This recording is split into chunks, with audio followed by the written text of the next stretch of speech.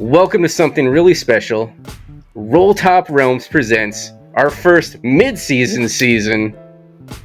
We're going to play Never Going Home, a wet ink game rules light system. It's a D6 system. It's rules light.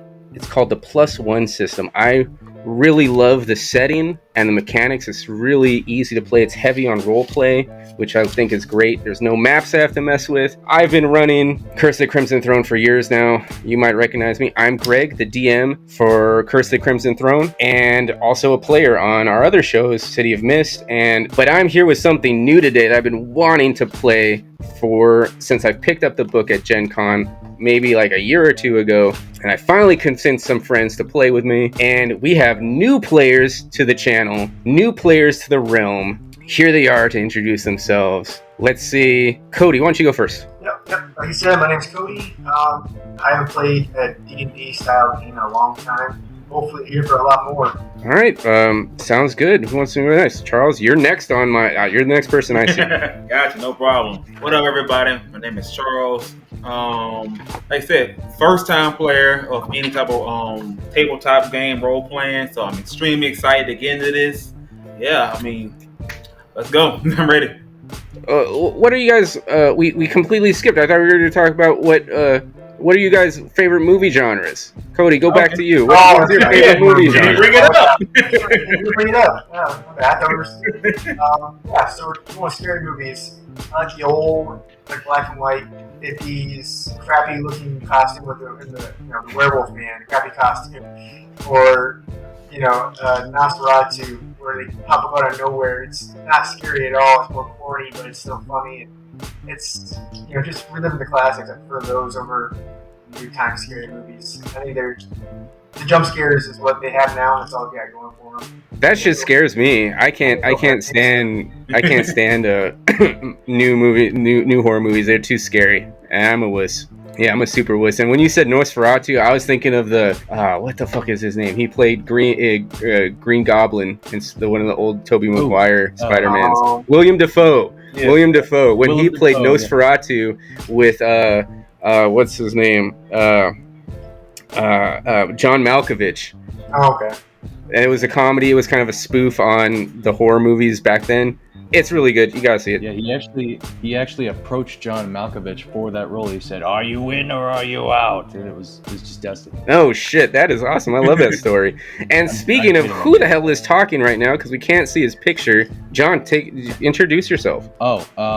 I'm John, and my favorite horror genre is suspicious MacGuffin that somehow summons the demons from hell. So, like, Evil Dead and, like, all the Hellraiser movies, those are my jam. Yeah, you're going to bring that up. Oh, yeah. I was a little confused at first. I was like, what the hell is he talking about? Oh, yeah. So, you show me, like a suspicious book with, like, trash bags and chains all over it, or like a puzzle that looks like it's been around for a really long time, is weirdly intricate for like a small cube of wood that should not be that intricate. Hey man, that's pretty sick. He's the one. Hey, let's go check out the cabin in the woods. We're fine, guys. Absolutely not. They're good. Oh, sorry. Go ahead. Shop. No, I was just going to ask John a question. Have you seen Evil Dead the musical? Yes, I went to Vegas and I saw that with one of my good friends. It was such a good time. There you go. Oh man, I did not even know that was a thing, but I want to see that. For those of you listening, I cannot promote that show enough, but all right. Oh, you went to Vegas and saw a show instead of finding a computer. Is that? Yeah, no kidding. Yeah, John's using a potato to play. I really am. Like, this thing is like held together with prayers to whatever dark gods keep it alive. You can't see us, but we're all shaking our head at you. Yes, but last and certainly not least, Brendan, why don't you introduce yourself? All right, how's it going, everybody? I'm Brendan. I am a veteran of D&D. I DM on the side every once in a while. This is my first time ever doing something with an actual recording, so forgive me if I'm a little bit awkward. I'm usually behind a DM screen, but I would say my favorite horror movie genre is your good old fashioned slasher, like Friday the 13th, Nightmare on Elm Street, Halloween, all of that stuff. That's actually what my character I'm playing as is named after, Voorhees. So yeah, that's me. Cool. Yeah, you know what? I have a feeling that each one of those things is probably going to come up somewhere in this story. You as players know, but your characters that you're going to play are not. So what I'd like to do now is fade in some music. Screen is black. You hear the sounds of battle. Boots marching on dirt. Gunshots. Pop, pop, pop, pop. Tanks. Boom, boom, boom, boom. Men screaming as they charge across a field. Muddy, wet. Fade in title screen. Never Going Home. A Wet Inks game presented by Rolltop Realms.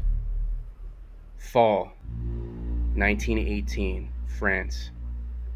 After your initial division training at Camp Wheeler, Georgia, your final field training was accomplished at Ancey-le-Franc training area, after which the 7th Division was moved forward to the front line as part of a coalition infantry division. Your company has been holding their own inside the trenches of the Western Front, but a new and insidious enemy is gaining ground, a lethal strain of influenza. Scores of your comrades are falling ill, writhing in pain and hallucinations, and dying overnight. Soon, there won't be enough able-bodied soldiers to hold the line, and supplies are running out. There's no time to wait for resupply, and the remaining members of your squad have to find help or scavenge for medical supplies in the nearby village of Sedan while you still can. We're seeing flashes on screen of World War I battle. You see clips of war, assassination of the Archduke Ferdinand, the key point that set off World War I. You see politicians, monarchs arguing, and infantry formations marching across fields, biplanes, tanks, gas, fumes going across fields, fires, gunshots, chaos, death, on a scale never before seen. April 1917, President Woodrow Wilson announces before Congress that the United States will break relations with Germany and side with France. We're constantly hearing battle sounds, gunshots, screams, chaos. Sergeant! Sergeant! David Voorhees, Sergeant Voorhees, snaps out of it. Do you understand what's at stake here? Do you know what you need to do? Yes, sir. I Hop understand. to it, man. Hop to it, then. We cut to Sergeant Voorhees marching on his own back to where his squad's tent is.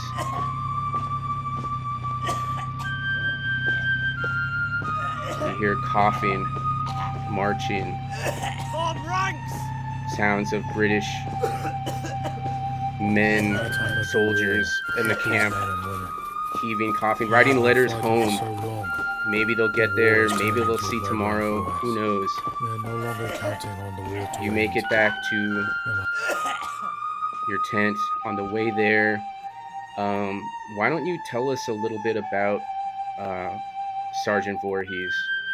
Sergeant Voorhees is, at this point in his career, a very reluctant but knowledgeable NCO. He went through extensive training and was classified as a marksman.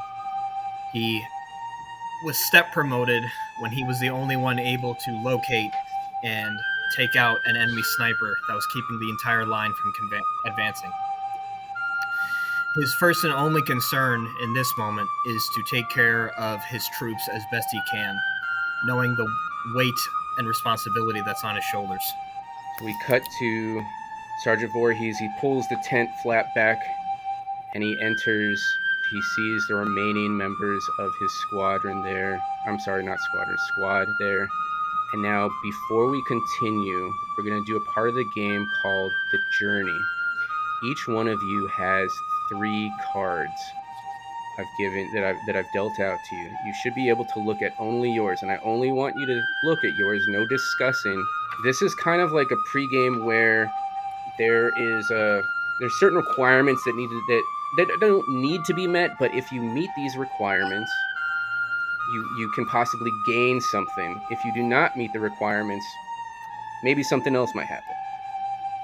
So this is kind of like a preparatory. You've already been given your mission, and now you're prepping. The requirements for this are 2 hearts. Do not discuss what your cards are, but tell me, how do you guys feel about this? Do you feel confident in your mission now that Sergeant Voorhees has stepped through the tent and rallied you guys together?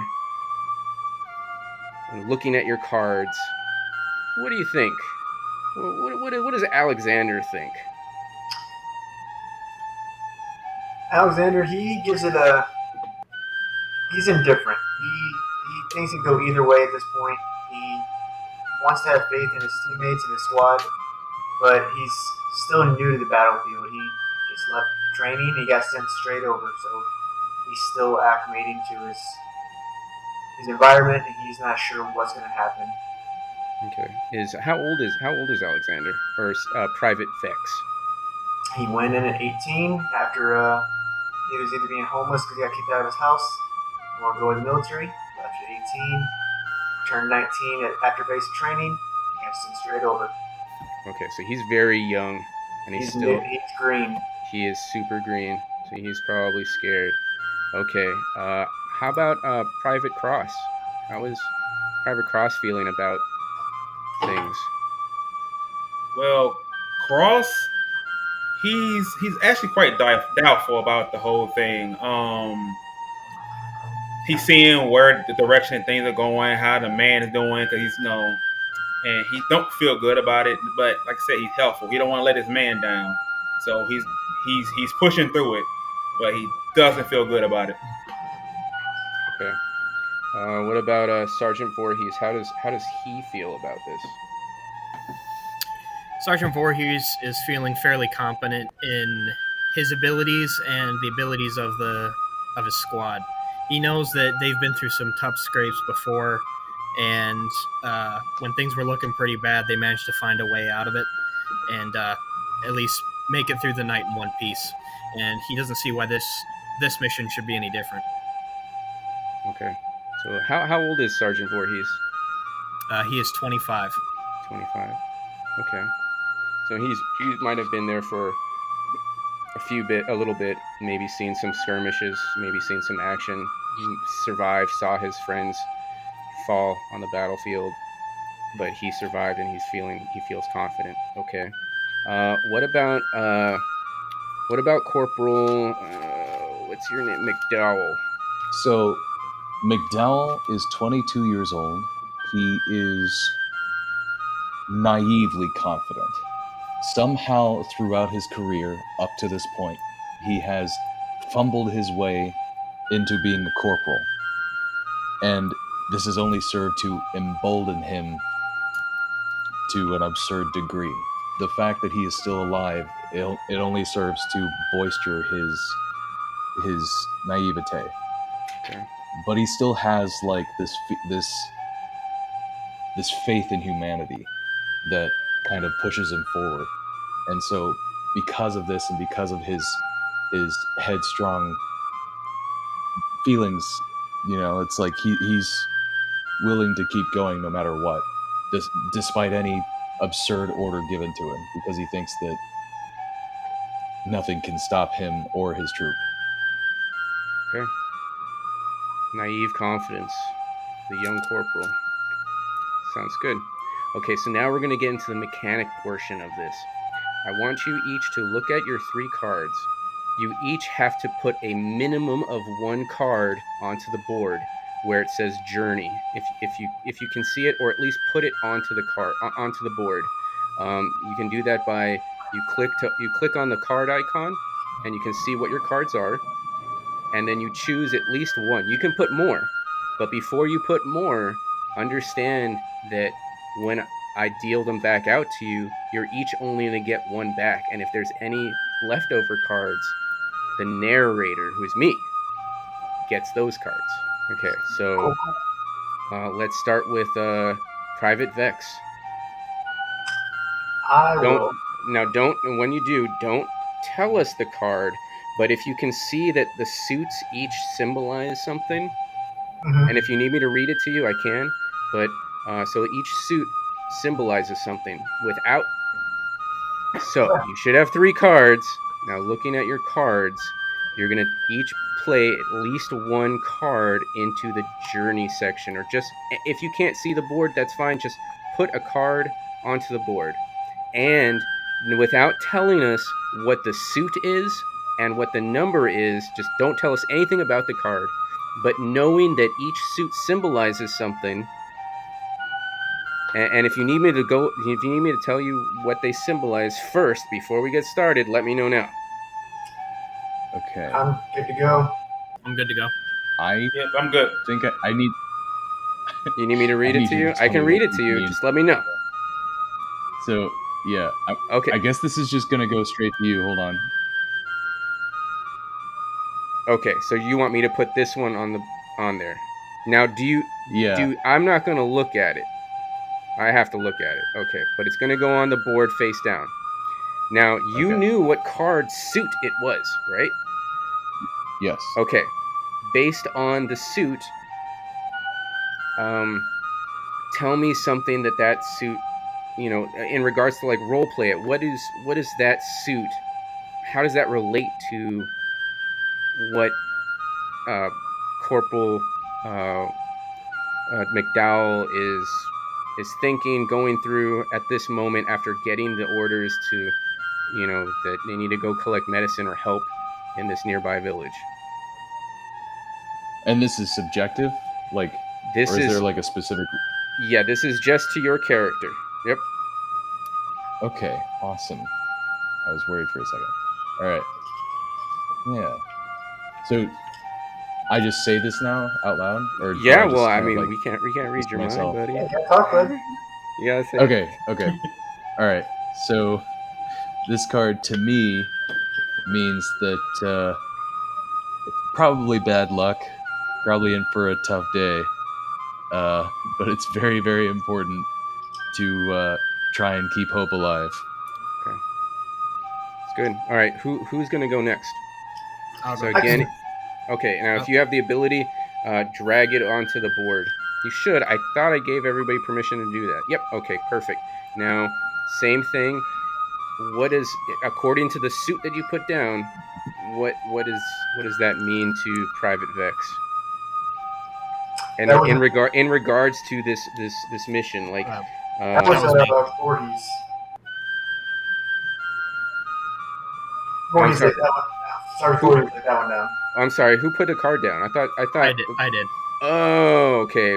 All right, Sergeant Voorhees. Sorry, I didn't. All right, so only respond if you're the one who put the card down. All right, Here. so Sergeant Voorhees, what do you, in regards to seeing all your men or all your comrades, maybe not directly beneath you, not privates directly beneath you, but maybe your superiors falling ill to this you know virulent disease, and now suddenly you're a sergeant at 24, and you're in charge of basically saving what's left of the camp here. In regards to So, that, the card, that suit that you put down, how's that? How hmm. do you feel? How does that relate to what Sergeant Voorhees is going through? So for him, this is actually something that's not entirely new. Uh, throughout his life, growing up in the northeast of the United States, basically in the sticks, he had to learn how to provide for his family.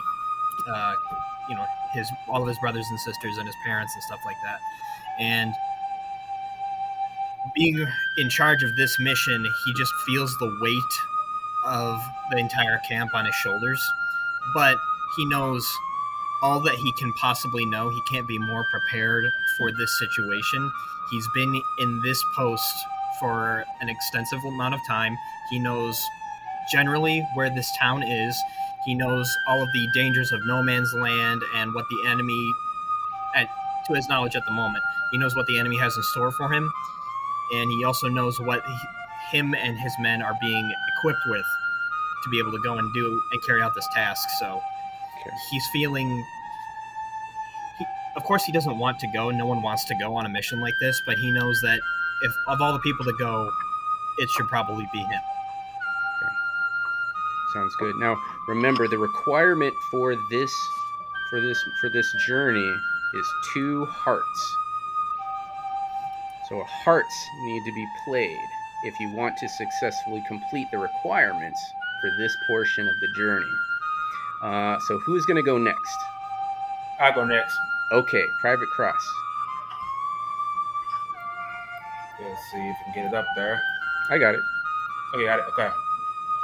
Well, Cross is like right now. It's about belonging. Like he don't feel like he belongs. Like I would say belongs there. Like he's trying to find some way to like I guess you would say to like connect to everybody. He's a people person, but like he also feel alone at the same time.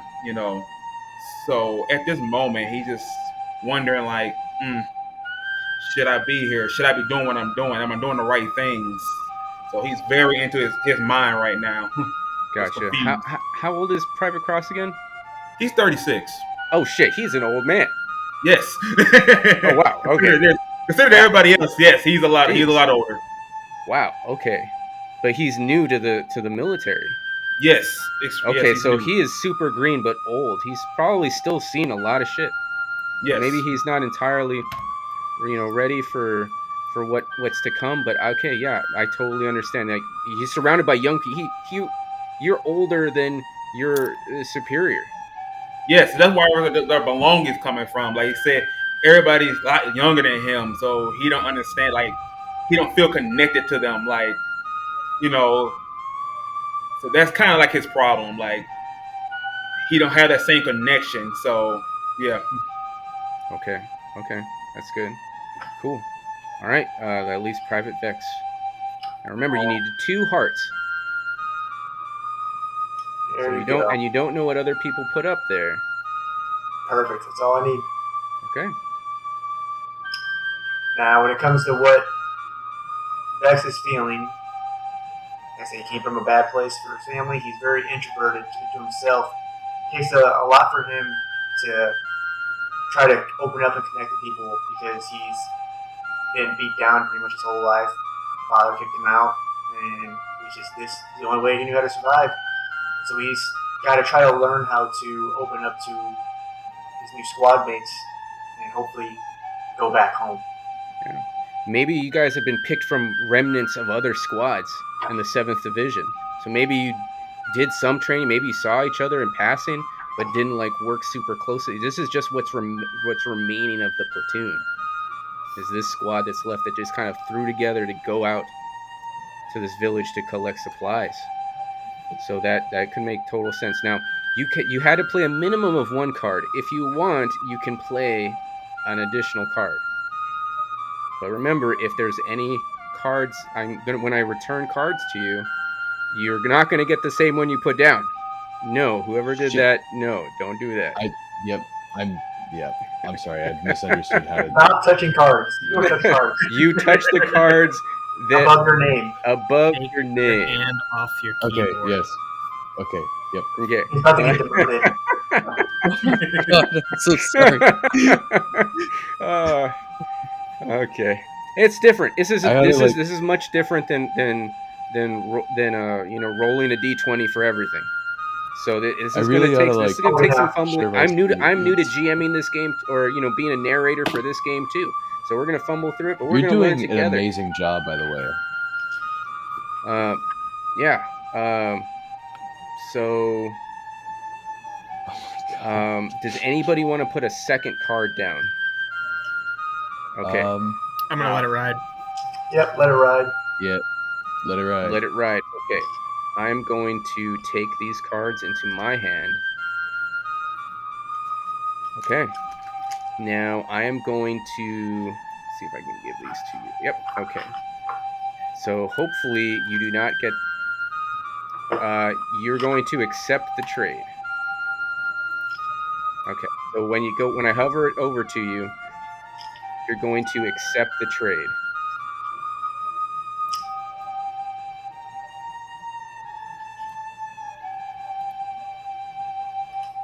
Cool. Okay. And last one. So hit accept trade. There we go. Okay. Okay. Now, so you did succeed at the objective. So you did meet the requirements. Before we figure out what goes on after that, does Sergeant Voorhees want to use any connections that he might have as a sergeant to gain more cards or resources for the squad? Now, this does come at a cost. What's going to happen is, if you accept, I'm going to flip this card on the deck. I'm going to do it. If it is a black suited card, you will take corruption, but you will still get 4 cards in return. And you can keep those cards and hand them out. You can either keep all the 4 or you can divvy it out as you see fit. Do you dare compromise your integrity? Now remember, corruption is the same as losing a bit of your humanity. And you can only take 5 corruption before you completely lose touch with humanity. Do you want to take that risk this early into the campaign? I would say I'm gonna pass for the moment. Okay. Do you want to see just for shits and giggles what it would have been? Oh, no. No? Okay. All I'm right. good. That I'm too. good. I'm good. All right, fine. I'm expected to lead these men. I need to keep my humanity as long as possible. As you like. Yeah, I'm supposed to be corrupted, right?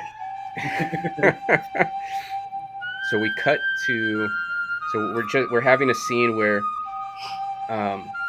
Sergeant Voorhees is explaining the mission details, where you need to go, how far it is. It's probably going to be a 10-mile march total time, but that doesn't, like, so 5 miles there, 5 miles back doesn't sound like a lot, but in a battlefield is extremely dangerous, because you're gonna have the nearest village is right behind the Western Front, right behind the trenches, the German trenches. You're gonna have to make your way through there. Now you know from intelligence that the Germans are also suffering from this influenza, so they're just as sick and hurting as you all are, and so they're just probably as afraid as you. So we cut there. As you're leaving, a nurse catches you, one of the Nightingales. Sergeant Voorhees, I have something for you. She offers you 4 first aid kits. So each of you gain a first aid kit. You can use first aid after combat, unless, like, if you're unless you take cover or something, you can't just stand there while getting shot and use your first aid kit. You have to, like, it requires an action. You want to be safe, otherwise your enemies will take advantage of that. Of course. Right. Okay. Like ttrpg, is the scene safe? Remember the acronym. With That's, the T. that's a new acronym to me. I don't Yeah. know. No, yeah. He's not medical. Yeah. I was going firing back. Yeah. They had something else. Yeah. Something way different. It was let them die if they're still shooting at you. All right, that's what it was. I mean, yeah, I guess that makes sense too. Yeah, make sure it's safe for the medics to come in and actually save someone. Yes. Yeah. Thank you. Don't get me started. Oh well, we'll start tonight, bud. No. I can tell you stories. Yeah. And then don't get me started. Don't get me started. Don't worry, Daddy DM. I'll listen to you tomorrow. Don't get me started. No, I'm taking tomorrow off. All right. You lucky. After this nurse hands you these first aid kits for you all to use, and we can discuss when you want to use them when we get there. We fade out and we fade back in as your unit is making their way across a small and they come across a small encampment ahead. As I fade out the music, as the unit makes their way ahead, they come across a small encampment. I would like everybody to... Okay, first of all, what's the marching order? Sergeant, you are in charge. You determine the marching order. Who is up front? What's the rotation look like? All that stuff. Okay, so we have all the same equipment, correct? Everybody has the same equipment in the standard soldier's pack for World War I. A canteen, a bayonet, a trench spade, ammo, gas mask, mess tin, cold and wet weather gear,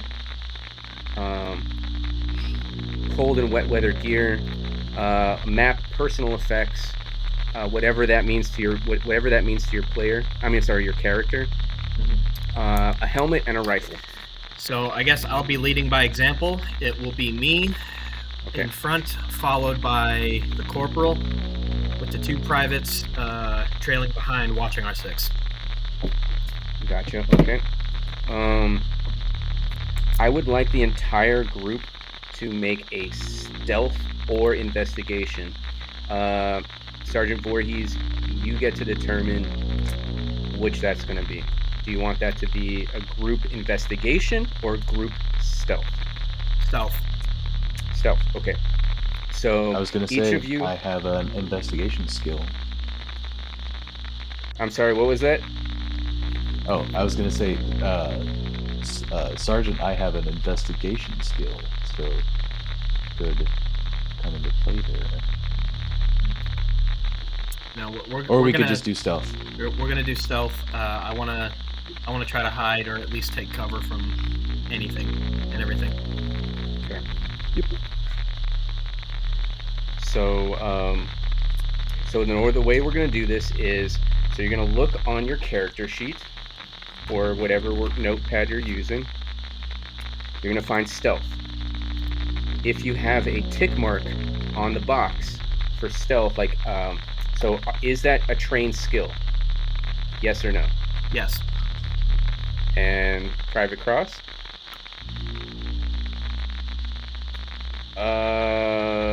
Yes, I can.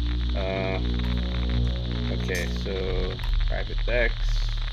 Thank you. Okay, you're welcome. Okay, so stealth is under Brawn. You can see, for example, since everybody should be able to see Private Vex's character sheet, he is trained in stealth, and he has 1 point allocated to it, or 1 dice allocated. So right now, his dice pool is 1 dice. Now, before you roll, you can modify it in 2 ways. You can use your cards to allocate another dice to it. Or what I would suggest first, because cards are a very rare resource, you can get them by role-playing really well, or you can get them by achieving certain milestones in the mission. Look up to the top where it says Brawn. You have 3 in Brawn. So right now you have 1 dice on your table. Now you have 3 Brawn. You can spend, for each point of Brawn you spend, you can temporarily add an additional dice. So right now you can add up to 3 dice. However, there's certain things you can do after the roll to modify your roll. You can either re-roll or add a pip per point of resources you wish to allocate. So if you decide you want to use 2 in brawn and you have the 1 in training, you have 3 dice now, and you still have 1 point left in brawn to save for after the roll. Okay, so you tracking that? Yeah. I will spend a 1 point in brawn. 1 point in brawn. So you're gonna roll 2 dice. So go ahead and roll 2 dice.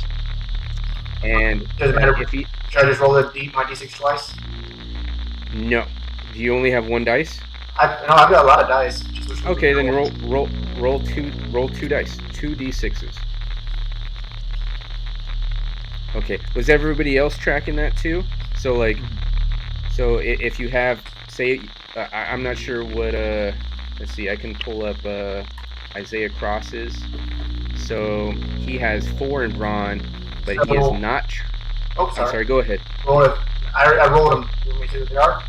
Yes. So please tell me what they are. Added together or separate? No, individually. 3 and 4. Okay, so both of those are fails. Oh. Now the target number for this successful stealth check is 6. Cumulatively, so everybody together needs to get 6. So now you failed your roll. So what you can do now is post-roll. What were the numbers again? 3 and 4. A 3 and a 4. So, and you have 2 points remaining in your brawn, right? Mm-hmm. Okay, so you can change that 4 to a 5, which is a success. And then you spend the other point to re-roll the other dice. But the most number of successes you can get. Now this is just temporary. You regain this, next time you roll. But yeah, I'll do that one. Get the success for the 1, and then I'll re-roll. Okay, so go ahead and re-roll 1 d6, the other d6, the one that failed. 5. Okay, so now we have 2 successes. All right. So we have 2 successes. Okay. Private Cross. Why don't you go next? I got your sheet pulled up. So now for you are not trained in stealth, but you do have points in brawn you can spend. So, in order to temporarily gain a trained skill, you have to spend 1 brawn. So now you're down to 3 brawn. Okay. Now, if you want to gain dice in that, you have to spend another point. So that's 2 down. Now you have 2 dice. You have 2 points left in brawn to spend. You can spend 1 additional one to roll 3 dice, and then save the remaining brawn point for after the roll. Mm-hmm. Or you can spend the last point and roll 4 dice, and have nothing left but your cards to spend for after the roll. Okay. And when you spend cards, you burn them. You're discarding them. Yeah. So I'll probably use 2 of my bronze. So that'll give you 1. That'll give you 1 dice. Ah, shit. Let's see. All right. So now remember, this is just temporary. Next time we roll for dice, roll for any kind of checks, you get those points back. This is just for this roll. Okay. Let's go 3. Let's go. Okay. So spend 3 of my brawn then. That's 2, 3. So you're using all of your brawn then. Wait, hold on. So is this temporary? Just for now. So the next check, would I get that brawn back? You're gonna get that brawn back, yeah. Okay, then yeah, I'm fine with getting. So at least have 2 dice. Okay. So yeah, I'll use So you how many dice you want to roll? 2 or 3? 2. Okay, so you're saving one brawn. Yeah. Okay, so roll your 2 dice and tell us what you get. Oh, shitty rolls. 1 and 2. Okay, that's pretty bad. Now, with your last point in brawn, you can re-roll both those dice. Shit. But you have to keep that roll. I mean, you can't really. You can do worse. But yeah, I mean, you can't. Man, look. I mean, right now you have much worse. Not right much now worse. you have right now the squad has 2 successes and they need 4 more. So Well, I'm annual gonna say, rerolls will help. well, you know what? This kind of makes sense because I mean, Cross is a very like bigger guy. For him, not so like this kind of makes sense roleplay wise. Like, If he fall- wouldn't if be you that fall very out- special. If you fall Yeah, out, like I he- carry you out. So man. He's old. Leave this old private Yeah, man. alone. He's Look, just trying to get by. His knees hurt. His shoulder hurts. All right. I understand. I feel your pain, Private Cross. Yeah, But well, what are you carry gonna him. do with that last point? Like, look, man, he's a Nothing a brute, rough man. marsh won't fix. Yeah, he's a brute, man. Like he faces things head on, so it makes sense that stealth is not his thing. So you have an extra point. Now you can spend that point now for. I mean, it doesn't cost you anything other than. I spend it. Okay, I spend do it. I think you should. Yeah. So two. I'll roll two. You're gonna re-roll both of your dice. Gotcha. I just roll with it. I got a 6 and a 1. Perfect. So you got one more success. Yeah. Successes are on 5s or 6s. Okay. So who's gonna go next? I'll go next. I can go Okay. next. Sergeant can go first. Okay. So Yeah. I do have a trained skill in stealth. Okay. And I What have is your brawn? 4. 4 in brawn. Okay. So right now your starting dice pool is 1 dice, right? Yeah. So you're starting with 1 dice and you have brawn of 4. So an equally big guy. Now how do you want to divvy up those points? You can add up to 3 more dice and still have a remaining point left in brawn after the roll to modify it. I'm gonna add 2 dice just so I Add have 2 those dice. extra couple of points to play with. Okay, so you're gonna roll a total of 3 dice, correct? Yes. All right, sounds good. So go ahead and roll and let us know. Okay, so I got a 5, a 6, and a 1. And you got a 1. Okay, so with that extra point, you can re-roll that dice if you wanted. Attempt to get the higher degree of success you get, the better it is for the unit as a whole. Yeah, sure, I'll do it. Okay.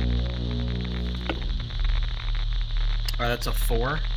Okay, so that is a fail, and you cannot. Once you re-roll the dice, you cannot modify it any further. So that leaves Corporal McDowell. Why do I have a feeling this is the way the DM's trying to trick us and spending all of our points to mess with us in the first encounter or something? No, because you get you're gonna get these points back. This is just temporary. He's sneaky. Don't listen to him. That's why I had to ask that question. I'm like, I'm not going to use all my brawn. No, I would rather you use your points than your cards, because your cards are a very limited, finite resource. Okay, so Corporal, what is yours? Because I don't know if it's accurate on this online here. So I have 4 brawn or physical, okay. 2 smarts or mental, and 4 guts or emotion. Okay, how much are you trained in stealth? I am not. Okay, so you're gonna spend a point of your brawn to become trained in stealth. Then you'll have to spend another point of brawn, a second point of brawn, to add 1 dice. So right now you have 2 points left. Now, if you spend both of those to add 2 dice, you're not going to have any points left to modify the roll after you roll. So I would suggest, this is just my suggestion, I'm not trying to trick you, keep in holding on to 1 last point of brawn so that you can attempt to modify that roll after you roll for it, after you see the results. Well, Corporal, Alright, remember, so- we already have a success. So, I mean, Yeah, but you only have 5 successes. we need. You I still- thought we had 6. No, you still need 1 more success. I thought we had 6. Okay, never So mind. it's kind of, it's Disregard. all kind of, Just it's disregard all kinda what I hidden. said. I am keeping myself. yeah, this is all hinging on you, Corporal. Let's see how lucky you are. Alright. I have 2 points left. I'm You gonna have- roll my 2. So you have 2 points left.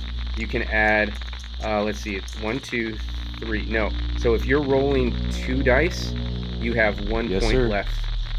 You have 1 point left to spend after the roll. So Okay, what do you want to do? let's do that then. Okay, go ahead and roll I'm your gonna 2 roll dice. 2 dice. All right. Okay. I got a 6, and I got a 6. Oh, okay. Oh, shit, Oh, there we son. go. He's playing to his, he's playing to his I lore. stumble upwards, baby. Okay. I trip and Coming in fall into clutch. pots of gold. So you do successfully make your stealth. Now, because you went last, I kind of want to put the spotlight on Corporal McDowell. Oh no. What you're approaching this camp. You're making your way. Now you're going second. But this is what you see as you silently approach this encampment. This must be this. So we kind of cut to see the face of Corporal McDowell as the camera pans and focuses on what's ahead of him. You make it to what's left of a small forward encampment, a few miles away from the lines. You see more than a half a dozen dead laying scattered across the camp. You can tell by the coloration of their skin that they have fallen to the influenza. Their skin has turned blue and is twisted. Their faces lay twisted in agony. Their eyes rolled back, bleeding from their facial orifices, their eyes, their ears, their nose. What goes through the corporal's mind as he sees this? To him, he can't fathom such a horrible reality without some kind of evil driving force behind it. He doesn't think that it's possible that someone or something could pan out in this fashion without some kind of evil causing it. But he can't say that out loud. He can't give power to that. He's going to try and keep up his positivity in spite of this. But this is overwhelmingly depressing. That's why there's a disclaimer before the start of the episode. As the squad moves forward as a unit with the sergeant leading, he sees an arm mingled amongst the corpses reach up and attempt to grab him. It misses. We pan to see what the sergeant looking back and down because he sees the movement. He feels the rush of air, the stink of death. He turns to see this man. Is it a man? What's wrong with him? Something's wrong with him. As you look and you see... Why'd you spill your beans, Brendan? As this man stands up from amongst the corpses, disfigured, his face covered with his gas mask, but open. It doesn't seem like it's in working condition anymore. His eyes cloudy, blood caked, mud caked, shit caked uniform of a German soldier. Who is at the very back? That'd be me. Yeah. So- Private Vex. Private Vex is at the back. You also see this man ahead of you stand up.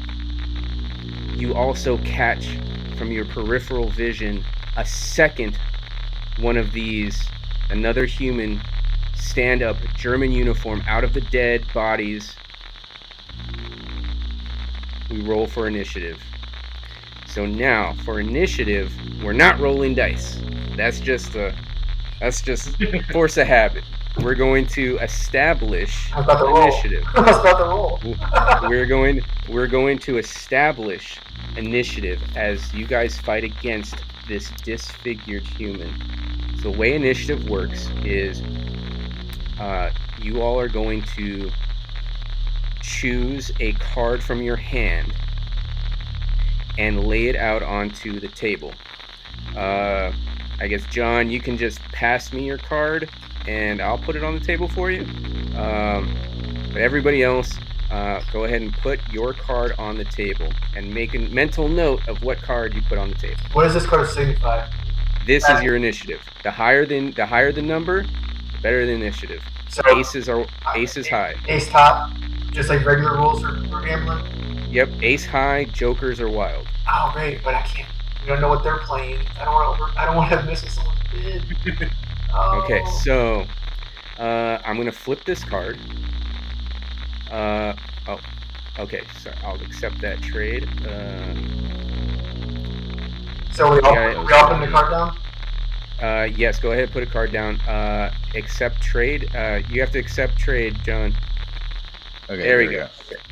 All right, so John puts down this one, and I'm going to flip these cards. And if you guys keep mental notes of what cards you put down. All right, we got the queen high so far. That's it. Now, I didn't want to play it now. Okay, now you're gonna get these cards back. Okay. So who put the queen down? That's me. That's you. Okay. So I'm going to. It's kind of. Roll 20 is the janky part of this. I'm gonna have to take this card, and then I gotta open it, and then I gotta drag it down to you, and accept the trade. Yep. Okay. Now, who put down the 10? That was me. Okay. So I'll take that card, and then I gotta open it up, and then I gotta drag it down to John, and then who put the 8 down? I did. Okay. Uh-oh. Okay. And I guess that leaves Private Vex, who took that one. Who took the jack, or put the jack down. Okay. That's me. So now, I will flip a card from the deck. And this will be my initiative. A 10. Okay. So now the way initiative or the battle, order goes is the person with the highest initiative can choose who will go first. Then whoever goes first at the end of their turn, you get one action. Movement is free. So you can move, talk, assist. I put down a couple homebrew actions there because I felt like we kind of needed something when you're playing a military game but you don't have an assist or take cover. You need to have those. Question for you. You get the... Huh? Question for you. Yeah. These Germans, how are they positioned in front of us and around us? There's two of them, correct? Okay. There's two of you. There's two of you guys, and actually, I have a second picture I got to put up on the board. So, like, imagine walking through, like, a path through the forest. Yeah. So there's slightly raised embankments on the sides. Okay. And the camp is positioned directly, right off the road, right off the path. So we're on the path. We're walking. Sergeant passes forward. Everyone gets there. All three of them get in front of me, and they start popping up, and they start to move behind the sergeant right now. And I'm at the very rear, and I see it. Yeah, you're looking. Everybody's kind of looking forward and doing the movements. And I will show this picture. Okay. Here. I don't know if it popped up on the screen. I see it. Okay. Yeah. Okay, I see it. Yep, okay. So the second German is right behind you. You're at the end, behind right? me. So so you guys have made it through the camp. You snuck in. You could see that everybody was dead. It was either everybody is dead or has fled. There's no living people there other than these two that were hiding within within the corpses, they're not carrying any weapons that you can tell. Gotcha. So So, behind But they where's did that attempt to reach for it. They did attempt to reach for you, like grab They're you just- as you're walking by. They're just So really where's that fucked first up. one again? Sorry. So where's So that the- first one again? Is directly ahead of Sergeant, or maybe like directly beside Sergeant Voorhees, like within striking distance. Gotcha. Okay. And same likewise for, so maybe 5 feet away, maybe, as you saw this object, you thought you didn't know what it was, but then it was a hand, and you stepped back maybe 5 feet or so, and then this person rose up. A German soldier rose up from the corpses, covered in bodily fluids and mud, and he doesn't look right. So just 5 feet away from each of you, the front and the back. And so back to how initiative works. Sergeant Voorhees, you had the queen. You had the No, queen of hearts. I had the 8. Oh, you're the 8. Who had the queen? I had the queen. You had the queen. Okay. Yeah. So like you are behind the corporal.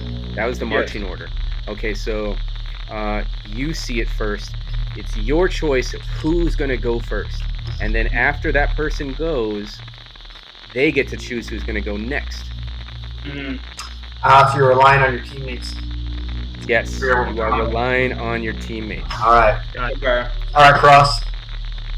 Well, see, I think I'll give it to Voorhees because I'm looking directly ahead of me. I'm depending on Alex behind me, so I technically probably didn't see the one behind me because he hadn't said nothing yet.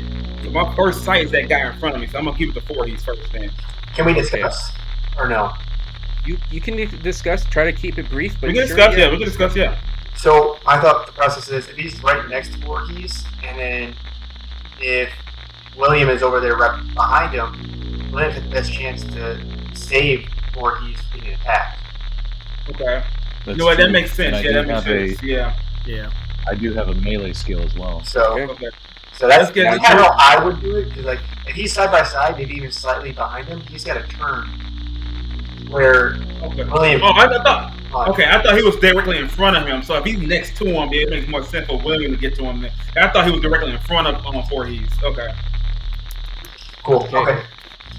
Okay. So, He's closer to me though than he is to William though, right? yes, Okay. he attempted to grab you. Right. Okay. So I give it to William then. Okay, so Alright. William's going to go first. As you reach for whatever action you're going to do next, Incident 1.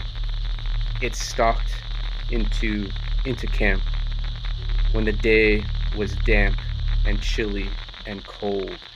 What does Corporal McDowell do? So he has this trench shovel kind of like hooked to his belt, Mhm. and he reaches for it, and without saying too much or anything really, he just sprints up to this sickly creature, and tries as best he can to keep it from spreading whatever disease it has to his sergeant by wailing on it as hard as he can with the shovel. Okay, yeah, that's perfect. Okay, then let's establish what you're gonna roll. Okay, so you're going to use a brawl roll, and Yes, you sir. you are trained in brawl. Do what? Are you? Is this a trained skill? Yes, his skill is melee. Skill melee. Okay, and so you have 1 dice already in your pool, and you have 4 points to play with. Yeah. Now, So since we're still all learning, including myself, I'm going to tell you that these guys will work. I'm going to play these guys as a mob. So they will act together during whatever turn you allow them to go into, because it's after your turn, you'll get to choose who goes next. So, but they're going to act during their turn both together at once. Their target number is 4. Now, typically, I probably keep that secret, but because we're all still learning, I want to let you guys know ahead of time what the target number is. So right now, in order for you to hit this guy, you need 4 successes. Okay.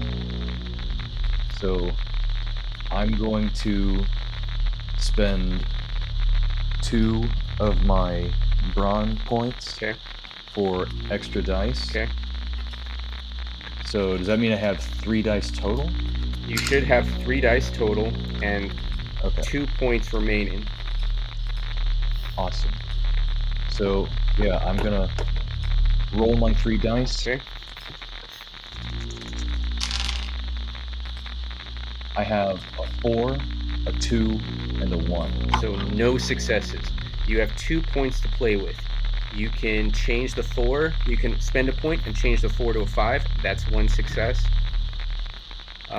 But unfortunately, you already know that the target number is 4. So if you were rolling 3 dice, you would be impossible for you to hit that target number because you need 4 successes. Okay. So do you want to go? You want to redo that, rethink it, and use 3? Put 3 points into it and say retain 1 point, and that way you're at least rolling 4 dice. Yeah, because I thought this was going to be like another cumulative thing amongst the group. No, this is not a cumulative test. This is an individual roll. So he's gonna get a 5 or 4 to hit. Yes. Okay. Yeah. So rolling 4 dice. You need a 5 or a 6 to actually hit. Those are successes. Okay. So go ahead and roll 4 dice. I made a 4, a 3, a 2, and a 1. Okay. So now you have 1 point remaining in brawn. I would suggest using it to re-roll all 4 dice. I would like to. Then do that. Yes. Oh my gosh.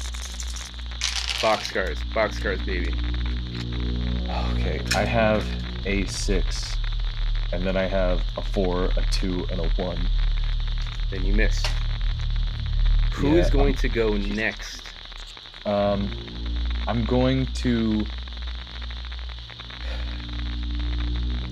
pass this to Sergeant Voorhees.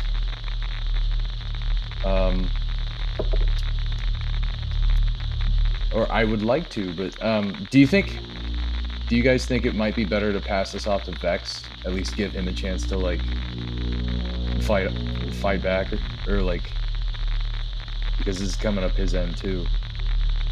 Do I know he's behind me? Yes. So you also seeing, you're covering the rear end. So I know he's behind me then. Okay. Yes, you successfully passed your check, so you were able to be aware of your situation. You saw him before he grabbed you. Cool. How far away is he from me? Again, probably you took a step or 2 back, so he's probably about 5 or 6 feet away. And then I need to look at what I have on me. Okay, so you have basically as far as weapons, you can use your trench spade, you could use your bayonet, you could use your rifle butt, you could attempt to shoot him. There's no range penalty, so if you wanted to shoot him, you could shoot him. How many magazines do we get? I mean, you're probably traveling in weapons ready stance. How many magazines do we have? So 5 round magazines. So that's for kind of flavor. Maybe you miss really bad and you want to flavor it up. I'm going to leave that to you. Whoever, if you pass or fail, I want to leave it to you to kind of role play that. So if that's who who is going to, let's first establish who's going to go next. That's fine, I can go next. Okay. Okay. Yeah, so let's give it to Vex. Corporal McDowell, describe how you fail. So this thing reaches for my sergeant, and without thinking, this guttural sensation of ick comes over me, and I have my only response for some reason is to reach for my trench shovel and try to knock the holy hell out of this thing before it can touch my sergeant and spread whatever contagion it might have. But I miss wildly, and I strike dirt instead. So just loudly causing a ruckus, and this thing is just still going. And Private Vex, as you suddenly are aware that there is not only one of these disfigured individuals, beside you, maybe 5 or 6 feet away, but there is also another one at the front of the line. What do you do? I break formation to my left. We get behind a tree. So Okay. I can better line up my shot. Okay, so you're going to use your action to take cover. So what that's going to be is, this is kind of a homebrew rule, so it kind of needed something like this. You've already described how you're taking cover. Now you're going to make the next ranged attack against you. It's going to be, I subtract 1 from each one of my dice rolls for ranged attacks, because you've taken cover behind some trees. Okay. I also have a point in range as well. Range and throwing, or throwing objects and shooting. Yes, so any ranged attack, whether that's thrown or shooting, again, you did not see any weaponry in their hands. Yeah. Okay, who is going to go next? We can say Sergeant, since he's closest to where everything's going on. So I would say I'm passing to him, and as my action, I hear the motion behind me. I see him. I turn my head, and he's closing in on me. So I decide to break formation to my left. I see the tree line there. That's right next to me. I need a little bit of cover to stabilize my rifle better and to take aim. As I'm taking aim, I scream out, "Sergeant, turn around!" Because he's so oblivious right now to what's going on. He's so much noise going. He doesn't realize there's someone just behind him. And that's whenever he notices that Corporal was trying to protect him, and I broke formation to take care of the threat, and now he's got to take care of himself at this point. Okay, so Sergeant Voorhees, you saw this man stand up from a pile of corpses, reaching for you. You took steps back. He's 5 or 6 feet away. Suddenly, you hear a shout from behind you at the end of the line. Private Vex, Sergeant, look out! There's one behind us. We'll find out what Sergeant Voorhees does next time on Never Going Home, a Roll Top Realms playthrough. Bye for now. Goodbye now. Bye now. Bye.